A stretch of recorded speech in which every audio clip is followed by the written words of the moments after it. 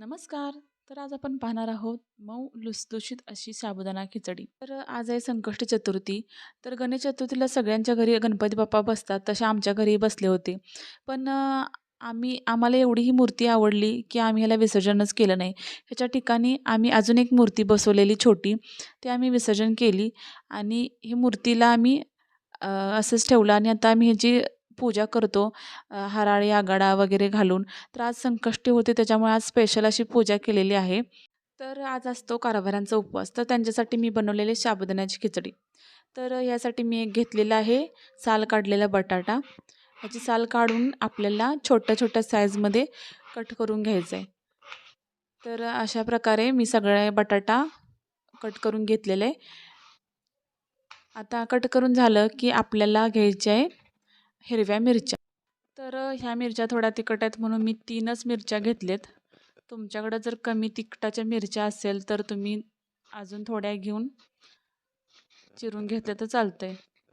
तर मी अशा ह्या मिरच्या चिरून घेणार आहे.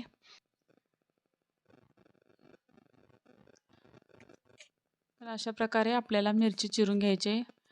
लांब लांब काप करून घ्यायचे त्याचं. मिरची चिरून झाली की आपल्याला एक कढई गरम करायला ठेवायची आहे.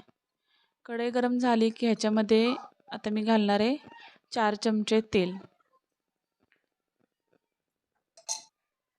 तेल थोडंसं गरम झालं की आपल्याला आपण जी मिरची चिरून घेतली ते आपल्याला ह्याच्यात घालायचे आणि 1-2 मिनिट आपल्याला तेलामध्ये असं परतून घ्यायचे मिरची.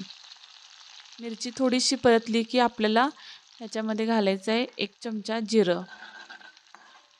जिरं छान असं फुललं की आपण मगाशी जी बटाटा चिरून घेतला आहे तो बटाटा मी आता ह्या तेलामध्ये टाकणार आहे. तर बटाटासुद्धा आपल्याला चिरून व्यवस्थित घ्यायचं आहे आणि जास्त उशिराने जर खिचडी बनवणार असाल तर बटाटा पाण्यात घालायला विसरायचं नाही. नाहीतर तो काळा पडतो जर नाही टाकला तर. तर मी लगेचच खिचडी बनवायला घेतली त्याच्यामुळे मी लगेचच टाकलं आहे. आणि आता आपल्याला असा तांबूस रंगाचा झाला की आपल्याला ह्याच्यामध्ये घालायचा आहे शाबू. तर हा शाबू मी रात्री भिजत घातलेला. तर ह्याला हा तुम्हाला असा सुटसुटीत दिसतोय. तर त्यासाठी काय करायचं की आपण शाबू भिजत घालताना तो स्वच्छ असा चोळून धुवून काढायचा 1दा-2दा आणि नंतर त्याच्यामध्ये थोडंसं पाणी ओतून भिजत घालायचा. म्हणजे असा हा सुटसुटीत असा शाबू होतोय आणि आपली खिचडीसुद्धा अशी सुटसुटीत अशी मऊ अशी लुसलुशीत होते, चिकट अशी होत नाही. तर तुम्ही बघू शकताय शाबू असा किती छान भिजलेला आहे सुटसुटीत असा. तर आपल्याला ह्या तेलामध्ये आता 2 मिनिट हा शाबू असं परतून घ्यायचा आहे. आता ह्याच्यामध्ये मी 2-2.5 वाटी किंवा 2-2.5 कप म्हणू शकताय तुम्ही. असं थोडंसं मोठं शेंगदाण्याचं कूट घालून घेणार आहे. कूट थोडंसं मोठंच पाहिजे. कारण जर जास्त असं बारीक कूट घातलं तर खिचडी आपली चिकट होऊ शकते. आणि ह्याच्यामध्ये घालणार आहे मी चवीपुरतं मीठ. तर आपल्याला हे असं तेलामध्ये छान भाजून घेऊ शकता. तुम्ही बघू शकता खिचडी अजिबात चिकट नाही. अशी सुटसुटीतच दिसते खिचडी.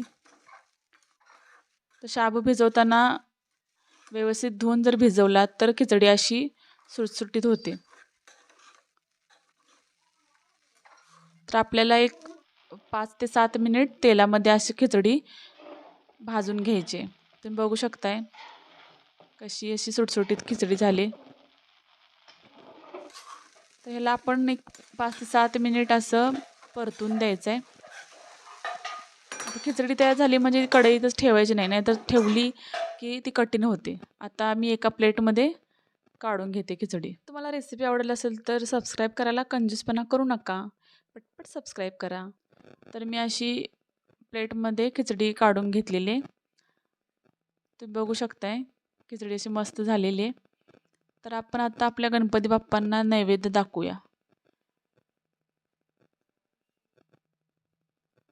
तर असा पहिल्यांदा नैवेद्य दाखवताना असं एक चौकोनी असं हे करायचं. त्याच्यावरती नैवेद्याचं ताट ठेवायचं आणि नैवेद्य दाखवायचा. चला तर मग तयार आहे आपली मऊ लुसलुशीत अशी साबुदाणा खिचडी. व्हिडिओ आवडल्यास लाईक करा, सबस्क्राईब करा आणि शेअर करा. धन्यवाद.